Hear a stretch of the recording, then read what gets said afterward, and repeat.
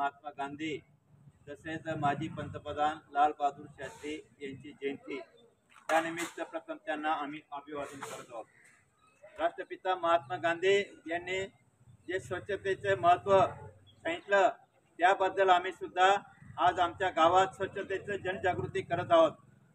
17 September ते 2 October हा स्वच्छता पंधरवडा सर्वत्र साजरा होत आहे। आपलं ज्याप्रमाणे आपण घर वगैरे अंगण साजरे आपलं स्वच्छ करत असतो त्याप्रमाणे आपलं गाव आपला देश हा स्वच्छ राहणं फार महत्त्वाचं आहे। स्वच्छतेमुळे बरेच आजार हे कमी होत असतात, दूर होत असतात आणि आपलं शरीर निरोगी ठेवणं हे अत्यंत काळाची गरज आहे। आणि त्या हिशोबाने आज आमच्या निमगोळ ग्रामस्थ शेतकरी कुटुंब एक स्वच्छते महत्त्व आपल्या घरोघरी सुद्धा सांगून जास्तीत जास्त प्रमाणे स्वच्छता ठेवतील ही आशा व्यक्त करतो।